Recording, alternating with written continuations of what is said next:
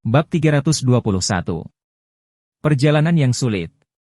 Sebuah tim besar perlahan bergerak maju di padang rumput. Di padang rumput yang berlumuran salju, tim ini sama mencoloknya dengan kutu di kepala pria botak. Namun, saat ini, pada dasarnya tidak ada seorang pun di padang rumput. Padang rumput di musim dingin sangat buruk. Angin dingin, hujan lebat, dan serigala akan menjadi hal paling mengerikan di padang rumput di musim dingin. Orc jarang meninggalkan kedatangan mereka di musim dingin, terutama di tim kecil. Namun, ada banyak orc di waktu ini, lebih dari 500.000 orc. Meskipun datarannya tidak mudah untuk dilalui, mereka tidak berhenti. Diperbarui dari novel Bein, C. Om. Jika dilihat lebih dekat, mereka akan menemukan bahwa tidak semua orc muda dan kuat. Ada banyak orang tua, anak-anak, dan wanita. Sepertinya olah ada suku besar yang pindah. Kelompok orang ini berasal dari suku lembu dewa yang sangat besar. Kali ini, bukan hanya 200.000 prajurit muda dan kuat dari suku sapi dewa raksasa yang mengikuti mereka. Sebaliknya, semua orang datang. Ada pepatah di padang rumput bahwa orc yang lebih tinggi dari roda mobil berbahaya selama mereka tidak mati. Ini cukup untuk menunjukkan kekuatan tempur para orc. Beberapa orc yang lebih tua bahkan lebih sulit untuk dihadapi dibandingkan beberapa orc yang lebih muda karena mereka berpengalaman. Meskipun kekuatan mereka mungkin tidak mencapai yang lebih muda, pengalaman mereka adalah sesuatu yang tidak akan pernah bisa dicapai oleh yang lebih muda. Wanita dari klan sapi Hercules tidak pernah mudah untuk berhadapan. Meskipun dia belum mempelajari keterampilan jiwa binatang apapun, dia tetaplah seorang wanita dari klan sapi Hercules. Mereka juga dilahirkan dengan kekuatan dewa, dan berada di masa jayanya. Kekuatan mereka tidak kalah dengan prajurit manusia kelas 4 biasa. Ini adalah bagian paling menakutkan dari para beastmen. Kali ini, suku banteng dewa raksasa telah mengerahkan seluruh kekuatannya. Tidak ada anak kecil maupun orang tua di sukunya karena tidak ada satupun yang berhasil lolos dari tangan suku adu banteng. Mereka semua menjadi budak. Dalam keadaan seperti ini, Warriors memutuskan untuk memobilisasi seluruh klan. Mereka harus memenangkan pertempuran ini, atau klan sapi surga raksasa lebih baik mati. Zhao Hai dan yang lainnya bersama tim, tetapi mereka berada di dalam mobil alih-alih menaiki tunggangan mereka. Mobil mereka menutupi kulit domba, karena mereka terlalu takut dingin. Faktanya, Zhao Hai, Laura, dan yang lainnya telah memasuki ruang sela segera setelah mereka masuk ke dalam mobil dan menutup pintu. Mereka tidak perlu menderita di luar. Begitu mereka memasuki ruang sela, Laura merasa sedikit lebih baik. Sementara itu, Max segera berlari ke dapur villa, membuatkan coklat hangat dan membawanya ke ruang tamu. Laura meminum secangkir coklat panas dan merasa lebih baik. Dia meletakkan cangkirnya dan menghela nafas. Ruangnya lebih baik. Saya pikir saya akan mati kedinginan di luar. Apakah sedingin itu? Zhao Hai tertawa. Saya merasa cukup baik, tidak terlalu kedinginan. Laura memandang Zhao Hai dan berkata, Saudara Hai, bukankah kamu tinggal di ibu kota? Kamu seharusnya tidak bisa menahan dingin, tapi kenapa kamu tidak terlihat kedinginan sama sekali? Apakah kamu lupa bahwa pakaian penyihir yang kamu berikan padaku tidak takut dingin? Zhao Hai tersenyum. Sebenarnya ini hanyalah salah satu alasannya. Zhao Hai sendiri juga lebih tahan terhadap dingin dibandingkan Laura. Namun, Laura mempercayainya dan menganggukkan kepalanya, itu bagus. Aku sangat takut kamu masuk angin. Kesehatanmu tidak bagus. Akan sangat merepotkan jika kamu benar-benar jatuh sakit. Jangan khawatir, kata Zhao Hai sambil tersenyum. Tubuhku dalam kondisi sangat baik. Saya telah meminum ramuan kehidupan setiap hari. Jika saya sakit, saya khawatir tidak akan ada orang baik di sekitar. Saat Zhao Hai dan yang lainnya sedang berbicara dan tertawa di ruang asal, Warriors dan yang lainnya tidak bersenang-senang di luar. Semuanya terbungkus kulit domba, bahkan tunggangannya. Mereka semua membawa kantong anggur di lengan mereka, dan kualitas kantong anggur dapat dilihat di leher mereka. Selama mereka merasa kedinginan, mereka bisa menundukkan kepala dan menyedot anggur ke dalam perut mereka. Anggur juga memiliki suhu tubuh, dan ketika mereka meminumnya, perut mereka terasa hangat. Hanya dengan begitu mereka bisa merasa lebih baik. Berbaris di musim dingin adalah ujian terbesar bagi para orc. Untuk itu diperlukan daya tahan yang kuat dan keuletan yang tak tertandingi. Untungnya, Wells dan yang lainnya sudah bersiap dengan baik, jadi tidak terjadi apa-apa. Berbeda dengan dinginnya di padang rumput, benteng gunung besi tidak sedingin di padang rumput. Orang-orangnya masih memakai pakaian tipis. Zhao Hai dan yang lainnya pernah kembali ke benteng gunung besi ketika padang rumput memasuki musim dingin. Namun, pada saat itu, benteng gunung besi bahkan belum terlihat memasuki musim dingin. Rumputnya masih hijau. Itu adalah dunia yang sangat berbeda dari padang rumput. Zhao Hai tahu alasan mengapa kastil besi gunung menjadi seperti ini. Pertama, dikelilingi oleh gunung besi yang berbentuk cincin, sehingga udara dingin di prairie belum mencapai kastil gunung besi. Kedua, karena cair, yang bisa melepaskan panas di musim dingin, sehingga suhu di kastil gunung besi begitu hangat. Dia tidak perlu khawatir tentang benteng gunung besi, tapi Zhao Hai bisa memusatkan perhatiannya pada padang rumput. Weiers membutuhkan bantuan lebih dari sekedar benteng gunung besi. Setelah seharian bepergian, Wells dan yang lainnya berhenti ketika hari sudah hampir gelap. Semua orang mulai mendirikan tenda dan bersiap untuk beristirahat. Namun, mereka tidak perlu khawatir tentang makan malam karena mereka memiliki daging kambing panas untuk disantap di malam hari. Ini adalah ide Zhao Hai. Dia memberitahu Weiers bahwa jika dia membuang daging kambing yang sudah dimasak, dagingnya masih panas saat dia mengeluarkannya. Hal yang sama berlaku untuk sup daging kambing. Selama dia memasukkan sup daging kambing panas ke dalam ruang asal, sup itu akan tetap panas saat dia mengeluarkannya. Mendengar kata-kata Zhao Hai, Weiers dan yang lainnya segera mengubah metode menyiapkan makanan mereka sebelumnya. Setelah daging kambing matang, mereka segera membiarkan Zhao Hai menyimpan daging dan supnya. Dengan cara ini, ketika Zhao Hai mengeluarkannya lagi, mereka bisa makan daging kambing panas dan meminum sup mendidih. Di tengah musim dingin, apa yang lebih menyenangkan dari ini?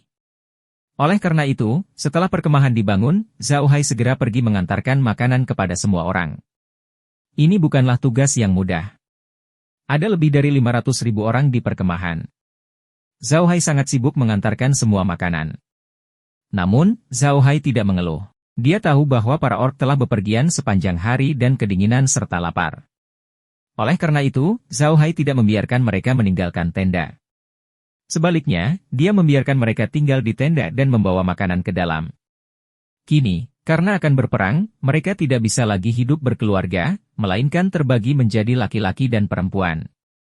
Setiap tenda berisi 20 orang, dipisahkan antara pria dan wanita. Untuk menghindari kecelakaan, tidak ada api di dalam tenda. Semua orang dibungkus kulit domba untuk tidur. Namun, setelah makan daging kambing panas dan meminum sup daging kambing, mereka merasa lebih hangat. Ketika Zhao Hai mengantarkan daging kambing dan sup kepada mereka, dia juga memberi mereka makanan untuk tunggangan mereka. Weiers telah menyiapkan makanan sebelumnya dan Zhao Hai menyimpannya di ruang asalnya.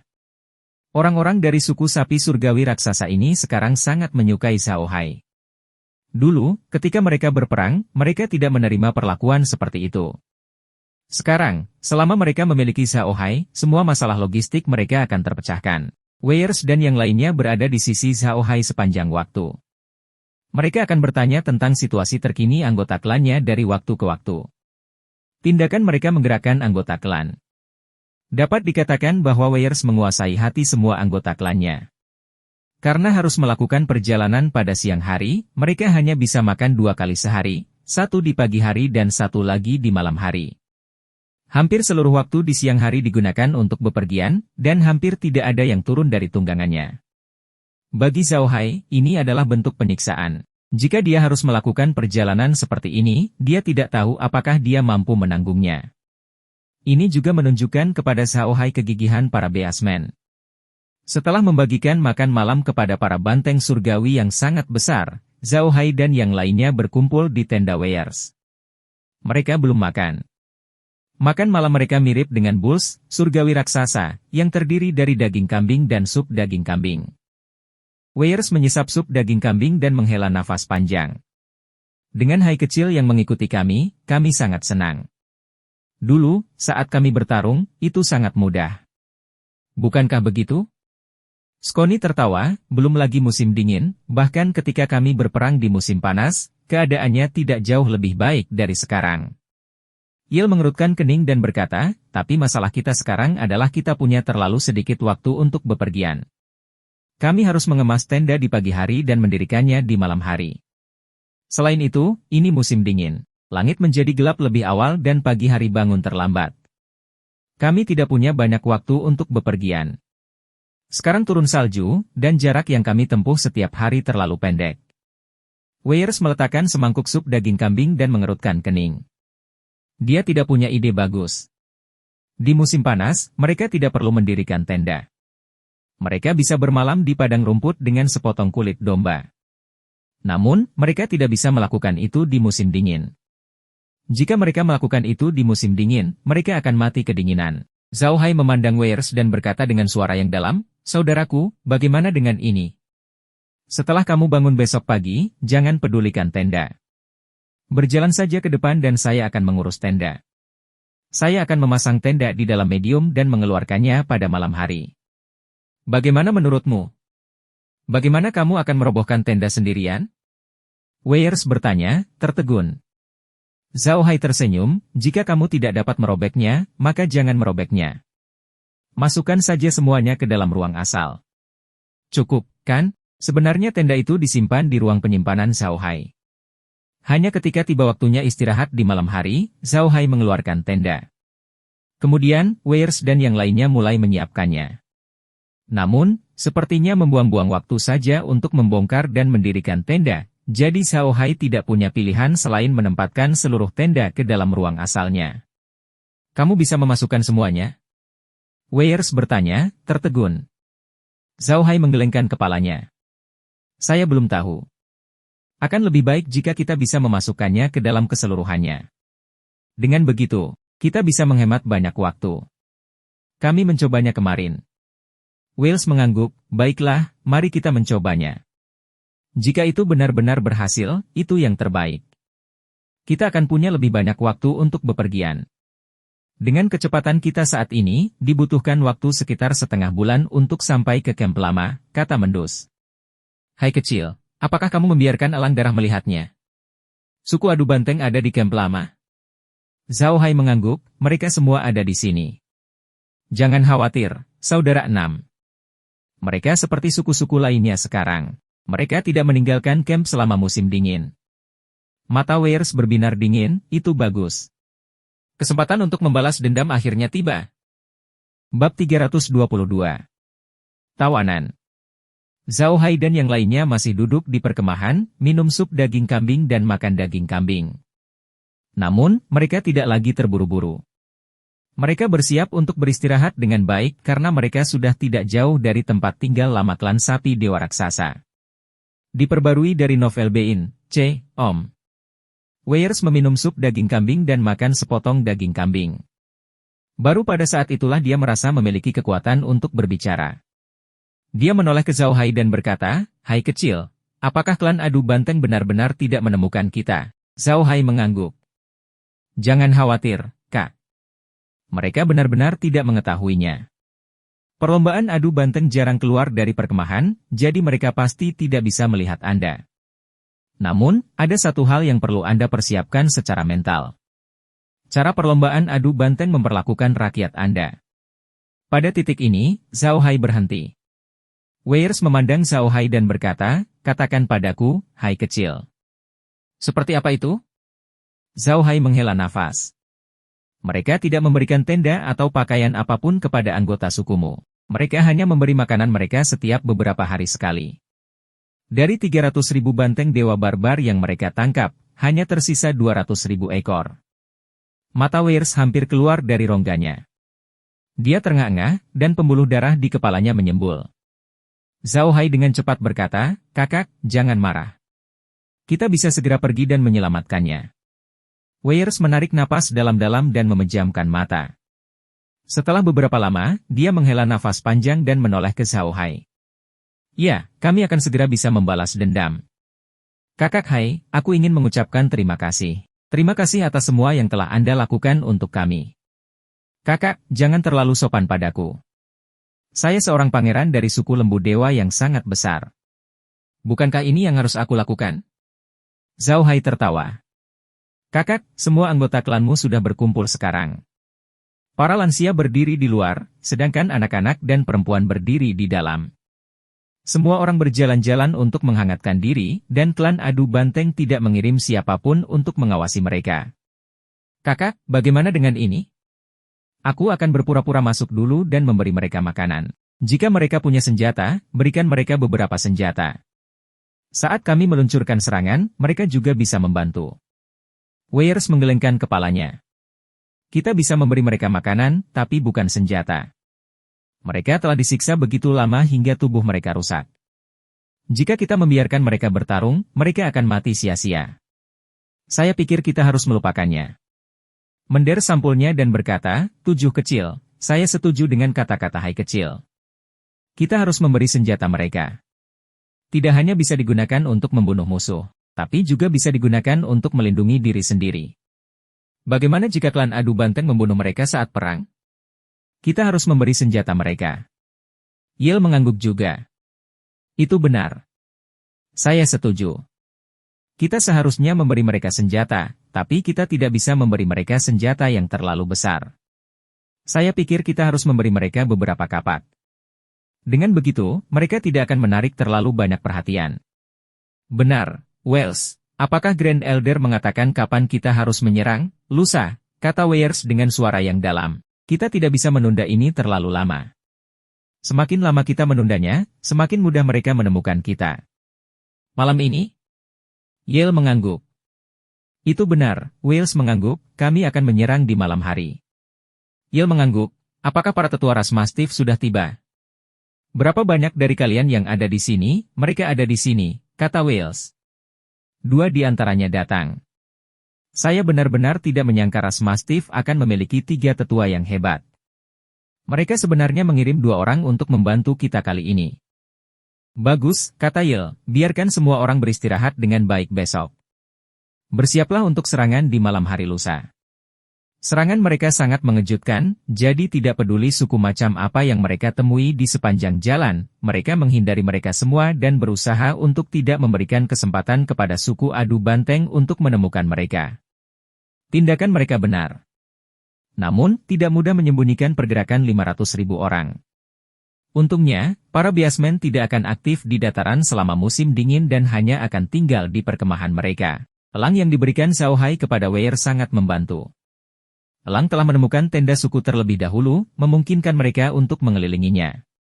Semua ini terpatri dalam benak para anggota suku lembu surgawi yang sangat besar. Mereka sekarang tahu bahwa tanpa Xiao Hai, mereka tidak akan memiliki kesempatan untuk melakukan serangan balik.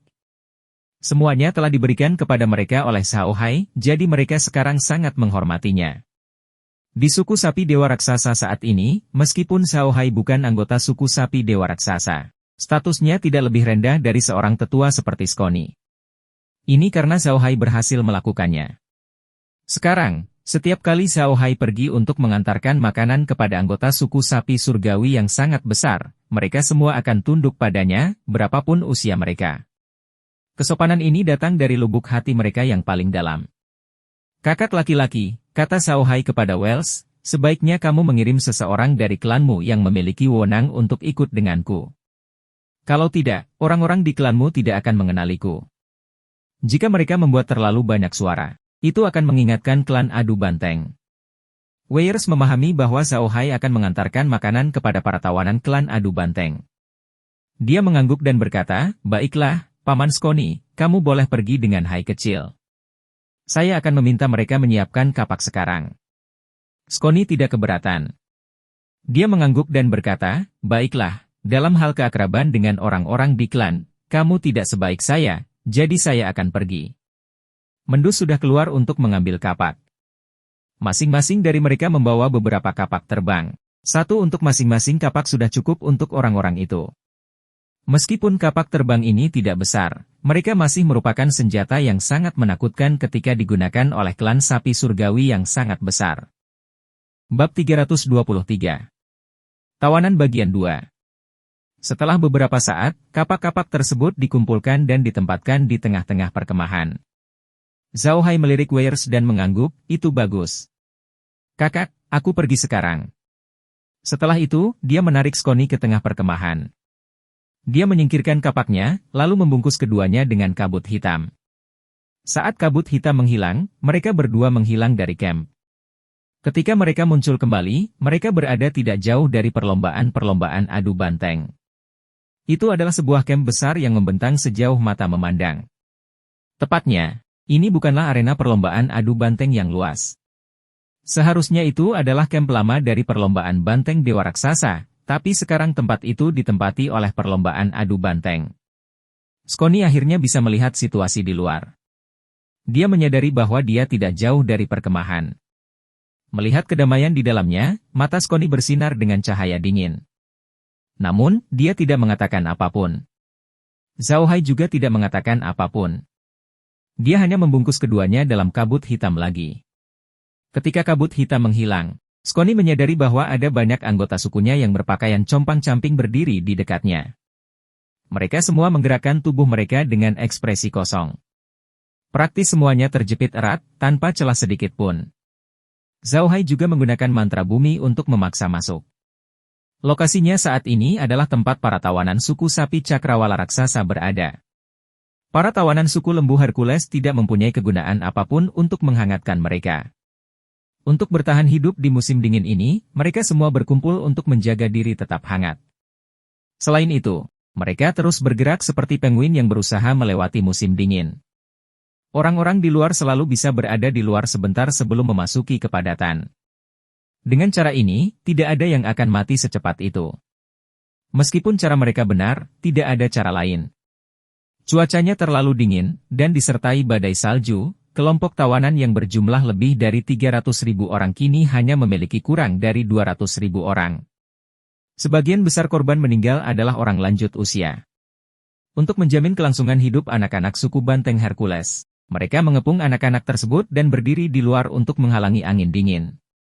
Jika suku adu banteng mengirimkan makanan, mereka akan memberikannya kepada anak-anak terlebih dahulu. Karena kedinginan dan kekurangan banyak orang meninggal. Ketika Scony melihat keadaan bangsanya, dia bingung begitu keras hingga hampir patah.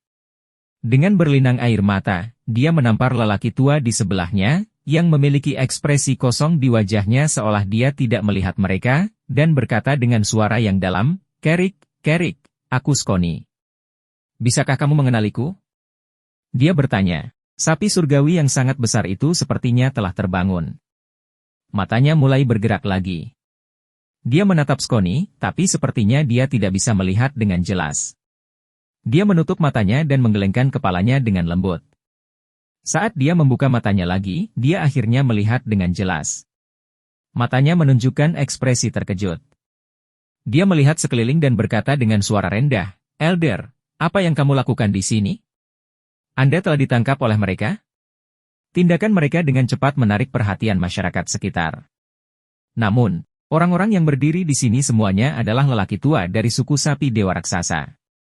Beberapa dari mereka adalah bawahan Scony saat dia menaklukkan dunia. Jadi, ketika mereka melihat Scony muncul di sini, mereka semua tercengang. Namun, mereka tidak mengeluarkan suara keras karena pengalaman mereka yang kaya. Sebaliknya, mereka bergerak seperti sebelumnya, hanya saja mereka mengepung Zhao Hai dan Scony di tengah. Scony memandang Kerik dan menggelengkan kepalanya. Dengan berlinang air mata, dia berkata, "Teman-teman lama, kamu telah menderita, tetapi penderitaanmu akan segera berakhir. Pangeran ke-7 Wells telah kembali ke klan dan menjadi patriark baru. Dia telah memimpin kami kembali menyerang. Anda harus bertahan selama 2 hari lagi. Dalam 2 hari, kami akan melancarkan serangan umum terhadap perlombaan adu banteng." Ini adalah Zhao Hai, saudara sumpah darah dari patriark Wells. Dia juga pangeran klan kami. Dia adalah seorang penyihir yang kuat. Kami di sini hari ini untuk membawakan Anda makanan dan senjata. Kamu harus bertahan selama 2 hari lagi. Kerik dan yang lainnya memandang Scony dengan penuh semangat. Air mata mereka mengalir.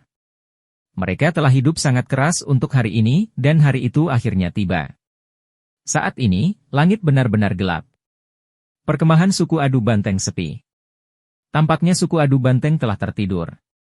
Dalam cuaca seperti itu, bahkan suku beruang putih dan suku harimau raksasa, yang suka memulai perang di musim dingin, tidak akan berperang. Oleh karena itu, mereka tidur dengan sangat nyenyak. Mereka tidak takut pada suku sapi raksasa yang melarikan diri. Dalam cuaca seperti itu, jika anggota suku lembu raksasa berani melarikan diri tanpa pakaian hangat, mereka pasti akan mati kedinginan di padang rumput. Karena itu, mereka tidak mengirim siapapun untuk mengawasi tawanan anggota suku sapi dewa raksasa itu. Sebaliknya, mereka hanya mengirim orang untuk menjaga domba dan ransum mereka sendiri. Namun, Carrick dan yang lainnya semuanya adalah orang tua yang telah melalui ratusan pertempuran.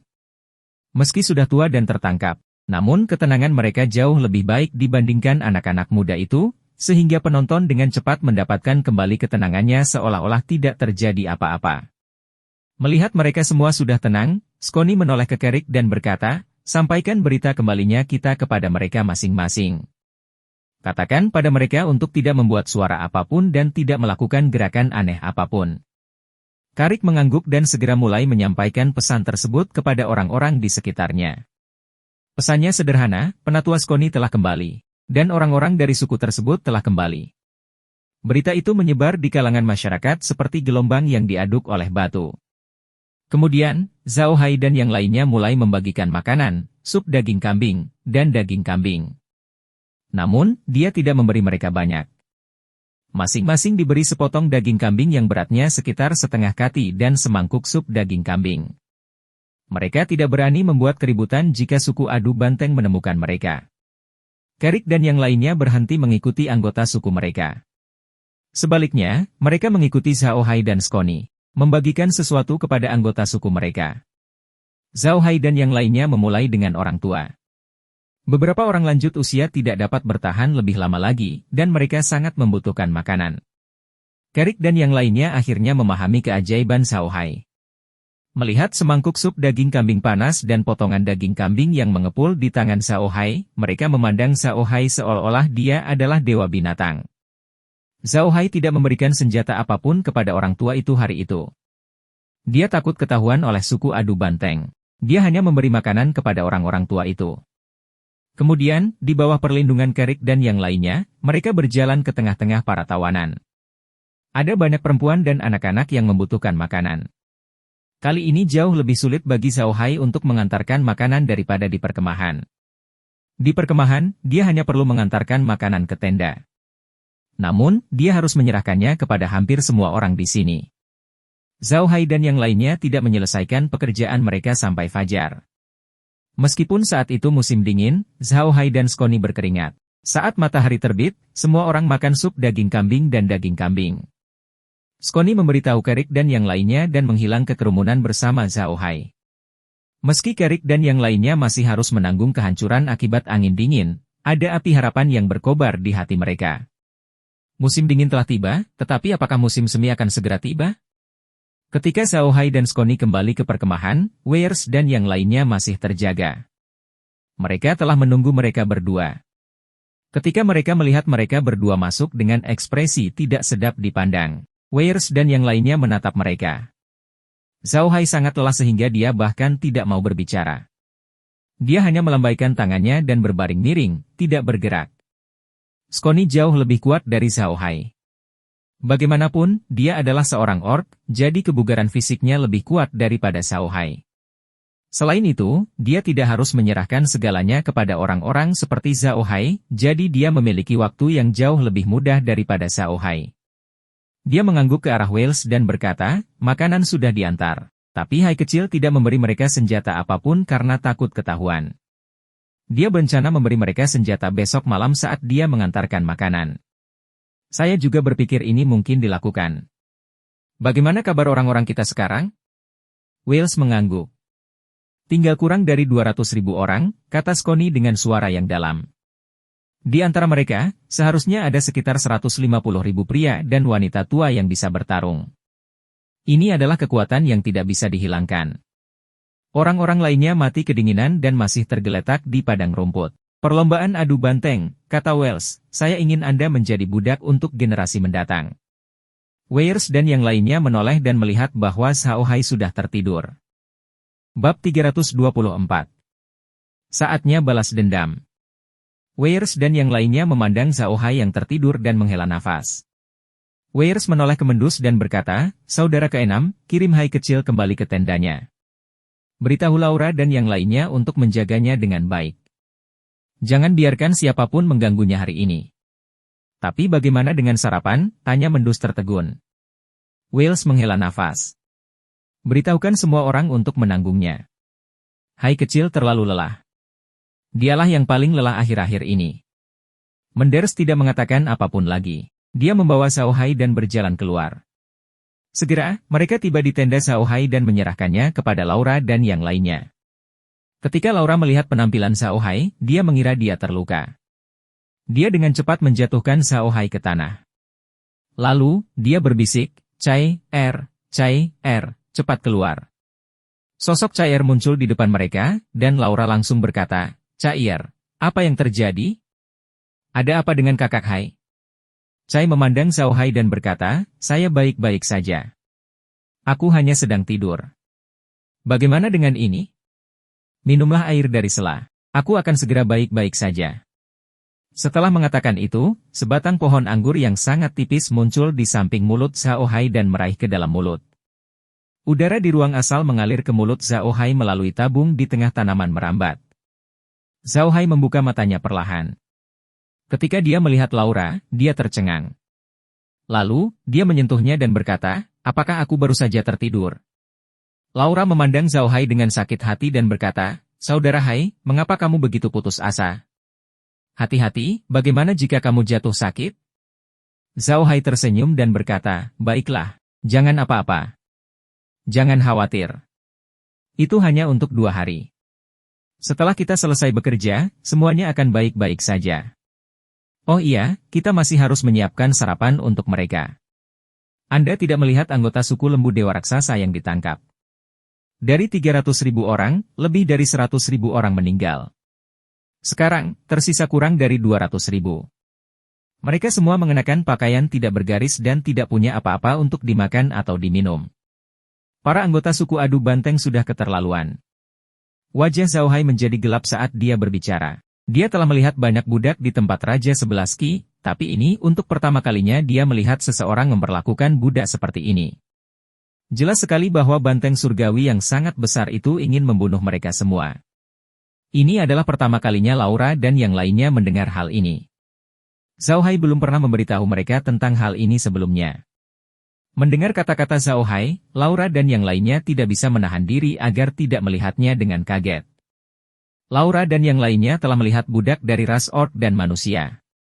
Namun, ini pertama kalinya mereka melihat cara klan adu banteng memperlakukan budak mereka.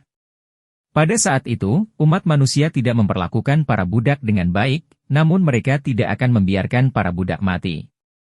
Bagaimanapun, budak adalah milik mereka. Tidak ada seorang pun yang mau menyia-nyiakan harta bendanya. Sebenarnya, budak dari suku orc memiliki kehidupan yang lebih baik daripada budak manusia. Oleh karena itu, mereka tidak pernah menyangka bahwa suku adu banteng akan memperlakukan para tawanan suku banteng Hercules seperti ini. Itu terlalu kejam. Xiao Hai menghela nafas. Saya juga mendukung balas dendam kakak sekarang. Perlombaan adu banteng sudah keterlaluan. Lupakan saja, jangan bicarakan ini. Saya harus pergi dan mengantarkan sarapan kepada mereka. Aku akan kembali dan tidur setelah aku selesai. Laura dan yang lainnya mengangguk. Ini adalah pertama kalinya mereka mengetahui betapa brutalnya pertempuran di dataran orc. Ras yang kalah tidak memiliki martabat sama sekali, dan mereka bahkan mungkin akan dimusnahkan.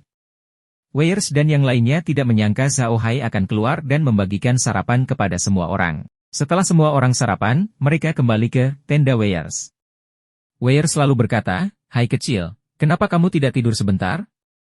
Tidak perlu terburu-buru hari ini, jadi tidak masalah apakah kamu sarapan atau tidak. Xiao Hai tersenyum dan berkata, lupakan saja.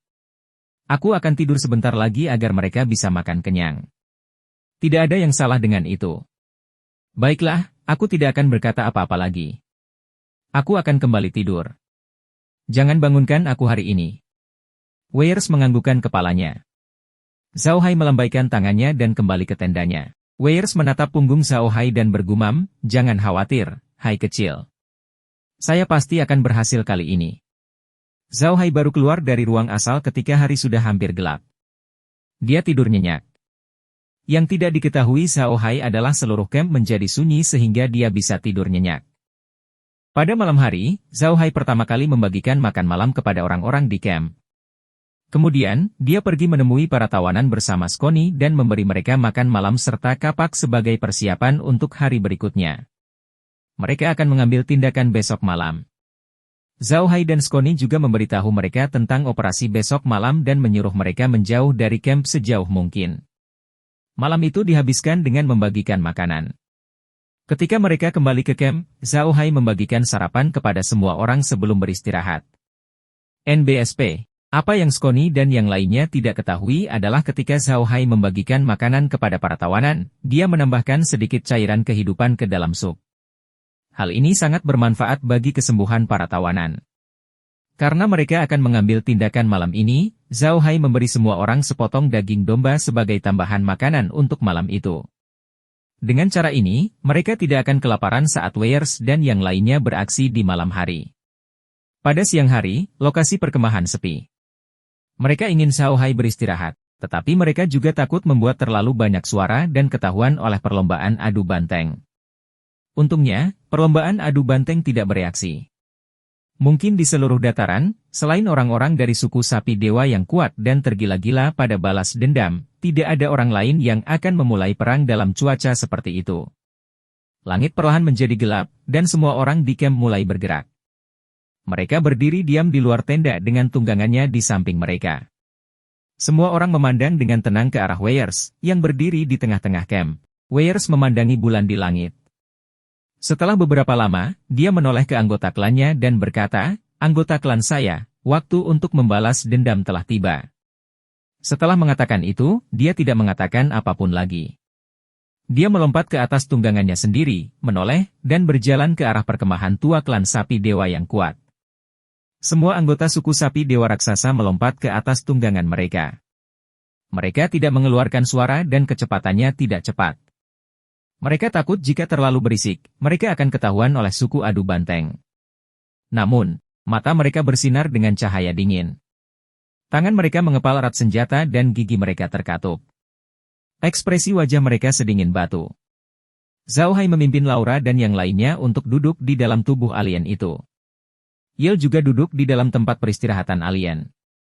Meskipun ada Kea di atas meja, Yel tidak berminat untuk meminumnya. Dia telah memperhatikan situasi di kamp utama. Orang-orang dari suku lembu dewa raksasa mengetahui tempat perkemahan ini dengan sangat baik. Mereka mengetahui setiap jurang di sini karena suku mereka telah tinggal di sini selama ribuan tahun. Mereka lahir di sini dan meninggal di sini. Namun, mereka tidak pernah berpikir bahwa suatu hari, mereka akan diusir dari tempat ini dan kemudian secara pribadi berjuang untuk kembali.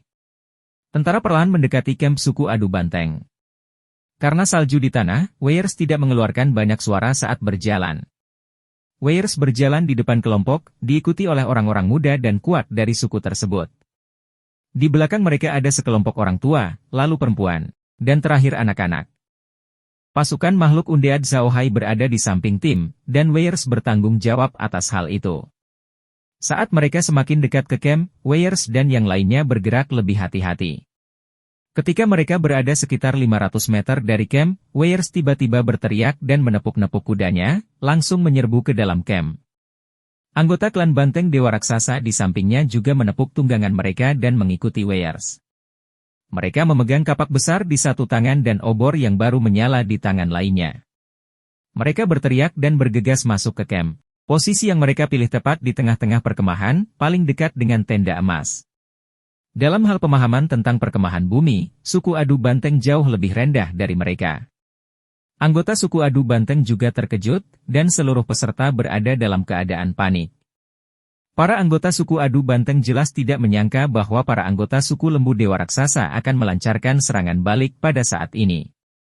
Hanya kurang dari 2 bulan sejak mereka mengambil alih tempat singgah lama para anggota suku lembu dewa raksasa. Dan mereka juga telah merampas hampir semua sumber daya mereka.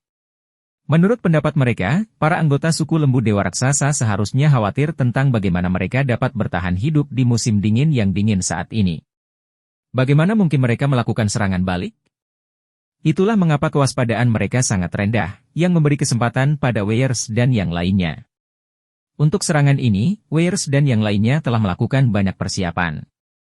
Mereka membawa tali, obor, dan senjata.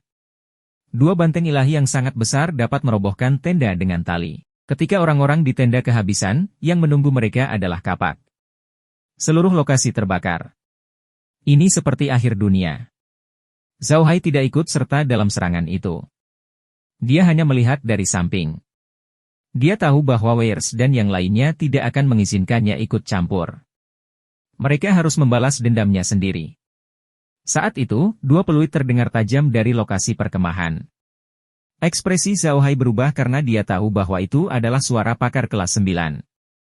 Pada saat itu, terdengar suara lolongan nyaring dari jarak yang tidak terlalu jauh dari lokasi parkir. Jelas bahwa itu adalah pakar tingkat 9 lainnya. Dengan bantuan api, Zhao Hai melihat dua sosok terbang keluar dari masuk. Salah satunya sangat tinggi, sedangkan yang lainnya relatif kecil. Yang lebih tinggi jelas merupakan petarung peringkat 9 dalam perlombaan adu banteng, sedangkan yang lebih kurus adalah manusia. Zhao Hai tidak mengira petarung manusia peringkat 9 ini tidak akan meninggalkan perlombaan adu banteng. Informasi yang diberikan Ibel kepadanya salah. Namun, Zhao Hai tidak terlalu khawatir. Tujuan suku sapi Dewa Raksasa kali ini adalah untuk memperpanjang pembangkit listrik tenaga listrik kelas 9 dari suku adu banteng. Oleh karena itu, selain tetua agung mereka sendiri, mereka juga mengundang dua pembangkit tenaga listrik kelas 9 dari ras Mastiff untuk memanaskan pembangkit tenaga listrik kelas 9 dari suku adu banteng. 3-2, nampaknya suku sapi Dewa Raksasa lebih unggul. Bab 325. Jangka panjang klan. Namun, pertarungan antara petarung peringkat ke-9 tidak ditentukan oleh angka. Terakhir kali, dua petarung peringkat ke-9 dari suku banteng raksasa bertarung melawan dua petarung dari suku banteng petarung dan suku manusia. Pada akhirnya, salah satu dari mereka tewas sementara yang lainnya terluka. Dia tidak tahu apa yang akan terjadi kali ini. Bab Envel baru diterbitkan pada. Secara umum, jika pembangkit tenaga listrik level 9 tidak ingin bertarung sampai mati, dia bisa mundur dengan cedera bahkan jika dia dikelilingi oleh dua pembangkit tenaga listrik level 9. Namun, jika dia bertabrakan dengan 3 pembangkit tenaga listrik level 9, dia hanya bisa menunggu kematian. Karena alasan inilah klan Mastiff mengirim dua petarung peringkat ke-9 untuk membantu klan banteng raksasa. Mereka ingin memastikan bahwa petarung peringkat ke-9 dari klan adu banteng bahkan tidak memiliki kesempatan untuk melarikan diri. Namun, mereka tidak mengira ahli peringkat 9 yang telah membantu suku adu banteng akan melarikan diri lagi. Ini jelas merupakan variabel bagi suku banteng raksasa. Jika salah satu dari ahli peringkat 9 ini melarikan diri, itu bukanlah hal yang baik bagi suku banteng raksasa, terutama ahli peringkat 9 dari suku adu banteng. Jika dia melarikan diri, kemungkinan besar suku adu banteng akan bangkit kembali. Jadi, ketika Yel dan Zhao Hai melihat dua petarung peringkat ke-9 itu, wajah mereka berdua berubah. Mereka tahu betul apa yang ditempatkan di tempat ini bagi klan banteng raksasa. Jika klan banteng raksasa tidak mampu mencapai potensi penuh mereka dalam pertempuran ini, mereka akan berada dalam masalah besar di masa depan. Wajah Yel berubah, dan dia berkata, mengapa manusia pejuang tingkat 9 masih ada di sini? Ini akan merepotkan. Ekspresi Zhao Hai juga sangat jelek saat dia berkata, sepertinya itu sangat merepotkan. Namun, saya yakin informasi yang saya terima saat itu benar. Rupanya ahli manusia ini baru saja kembali ke perlombaan adu banteng. HMPH, itu bagus. Dia juga bisa tinggal di sini. Yel menghela napas. Itu tidak akan mudah. Tetua hebat dari suku adu banteng hanya rata-rata. Dia hanya setara dengan tetua suku banteng raksasa sebelum dia menerobos. Namun, pembangkit tenaga manusia peringkat 9 itu sangat kuat. Dia jauh lebih kuat dari tetua suku banteng raksasa. Kalau tidak, dia tidak akan mampu mengalahkan tetua suku banteng raksasa terakhir kali. HMPH. Zhao Hai mendengus. Awalnya saya tidak ingin bergerak. Jika manusia mencampuri urusan para beasmen, kakak akan mengatakan sesuatu tentang hal itu. Tapi sekarang, sepertinya aku tidak punya pilihan selain mengambil tindakan. Setelah mengatakan itu, dia melambaikan tangannya dan melepaskan Zhao Wen. Dia kemudian menunjuk ke pembangkit tenaga manusia peringkat 9. Sosok Zhao Wen berkedip-kedip, dan dia menghilang dari tubuh xenomorph. Setelah ini, Zhao Hai mulai melepaskan sejumlah besar nyamuk penghisap darah. Ini adalah kedua kalinya dia menggunakannya. Pertama kali ketika dia menyergap kavaleri Raja Sebelaski. Kali ini nyamuk sangat bermanfaat. Mereka akan langsung menghadapi perlombaan adu banteng. Jangan remehkan nyamuk kecil penghisap darah ini. Ketika jumlah mereka mencapai tingkat tertentu, mereka akan menjadi bencana paling mengerikan di benua ini. Di kegelapan malam, nyamuk kecil penghisap darah ini lebih seperti pembunuh super. Penglihatan orang-orang akan terpengaruh dalam kegelapan, dan bahkan lebih sulit lagi untuk menjaga diri dari nyamuk-nyamuk ini. Yale tentu saja melihat tindakan Zhao Hai juga. Namun, dia hanya memandang Zhao Hai dengan bingung. Setelah Zhao Hai melepaskan nyamuknya, dia menoleh ke arah Yale. Yale, jangan khawatir. Saya telah mengirim Wen kecil untuk membantu kakak. Wen kecil juga merupakan petarung peringkat ke-9, dan merupakan tipe binatang ajaib. Saya yakin dia akan bisa membantu. Yale tercengang. Lalu, dia menatap Zhao Hai dengan kaget. Maksudmu, kamu memiliki petarung peringkat ke-9 di tanganmu? Dia mendengarkan perintahmu? Saat ini, jika Yale masih belum mengetahui siapa petarung peringkat 9 itu, dia pasti idiot. Dia mengerti bahwa petarung peringkat ke-9 yang dibicarakan Zhao Hai pastilah binatang ajaib berbentuk serangga seperti kristal. Namun, inilah yang mengejutkannya. Dari apa yang dia lihat tadi, tindakan Zhao Hai sepertinya tidak ditujukan pada petarung peringkat ke-9 sama sekali, melainkan pada salah satu bawahannya. Ketika Zhao Hai mendengar pertanyaan Yale, dia tidak bisa menahan senyum. Anda bisa memahaminya seperti itu. Zhao Wen memang mendengarkanku, tapi dia bukan bawahanku. Dia keluargaku. Yale menatap Zhao Hai dengan kaget. Dia tahu betul apa yang diwakili oleh petarung peringkat ke-9. Bahkan di puncak kejayaannya, seluruh klan banteng raksasa hanya memiliki 3 petarung peringkat ke-9. Biasanya, hanya ada 2. Sekarang, benteng itu telah jatuh ke titik terendah, dan hanya ada 1 petarung peringkat ke-9 yang mempertahankan benteng. Otoritas kombatan ini bahkan berada di atas otoritas sang patriark. Jika seorang pejuang peringkat ke-9 berbicara, bahkan sang patriark pun harus mematuhinya. Namun, Zhao Hai memiliki seorang pejuang peringkat ke-9 di bawah komandonya, seorang pejuang peringkat ke-9 yang akan mendengarkannya sepenuhnya. Apa maksudnya ini? Ini berarti Zhao Hai dapat meminta ahli peringkat 9 untuk membantunya kapan saja untuk menghadapi musuh-musuhnya. Dia tidak perlu seperti yang lain, yang hanya akan meminta bantuan ahli peringkat 9 dalam situasi hidup dan mati. Saat ini, Wells dan yang lainnya sudah bergegas ke camp. Anggota suku adu banteng jelas tidak siap. Mereka berlari dengan panik. Beberapa ingin melarikan diri, sementara yang lain ingin melawan. Mereka yang ingin berperang tidak dapat menemukan tunggangan mereka, dan mereka yang ingin melarikan diri tidak dapat menemukan keluarganya. Seluruh camp berada dalam kekacauan. Dalam keadaan seperti itu, suku adu banteng tidak dapat mengatur serangan balik apapun. Namun, Weirs dan yang lainnya tidak berhenti. Target mereka adalah tenda emas. Meskipun tenda emas adalah kebanggaan suku banteng raksasa, namun itu adalah tempat paling penting bagi musuh mereka. Itu adalah jantung musuh mereka. Begitu mereka menerobos ke sana, musuh mereka akan habis. Suku adu banteng yang semrawut itu seperti sepiring pasir lepas, sedangkan suku banteng raksasa itu seperti pisau tajam. Pasir tidak bisa menghalangi pisaunya. Weirs dan yang lainnya berusaha keras menuju tenda emas. Segera, tenda emas sudah terlihat. Weirs telah melihat musuhnya, kepala suku adu banteng. Dia sekarang ditemani oleh lebih dari 1.000 penjaga, mencoba mengorganisir perlawanan yang efektif. Saat musuh bertemu, mereka menjadi semakin marah. Weirs meraung dan menyerbu ke arah kepala klan adu banteng. Kepala klan adu banteng juga melihat Weirs. Jejak ketakutan melintas di wajahnya, tapi dengan cepat digantikan oleh kekejaman. Dia melambaikan pedangnya dan menyerang Weirs bersama orang-orang di sampingnya. Para penjaga di sekelilingnya adalah prajurit paling elit dari klan adu banteng. Mereka semua menggunakan tongkat logam yang terbuat dari emas oleh klan adu banteng, yang lebih mematikan. Hanya kepala keluarga dari klan adu banteng yang memegang pedang. Kedua pasukan kavaleri yang menyerang itu seperti 2 puncak berbeda yang bertabrakan dalam sekejap. Dengan ledakan, air memercik ke segala arah, namun yang perlahan keluar adalah darah dan anggota tubuh yang patah.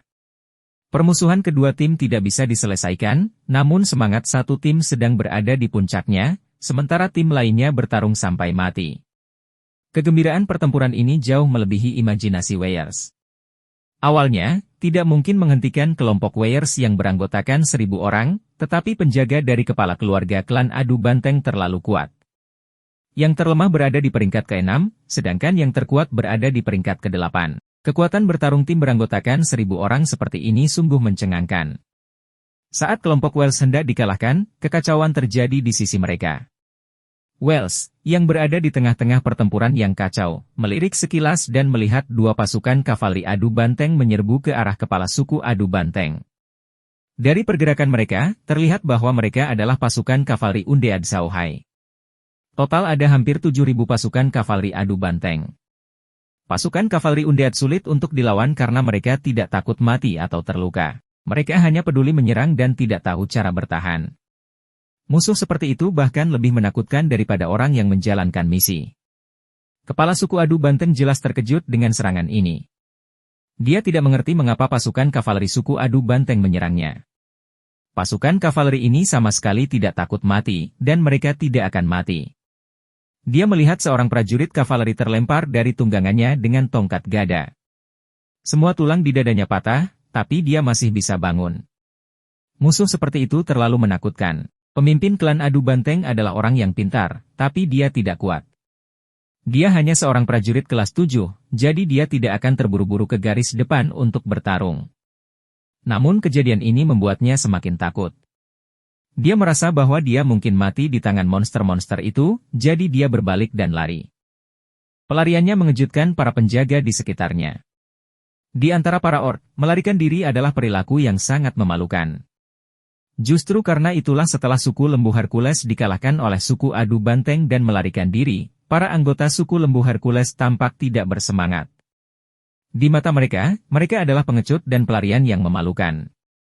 Namun, justru karena itulah ketika mereka mendengar Warriors mengatakan bahwa dia ingin membalas dendam, mereka sangat ingin menghilangkan rasa malu mereka.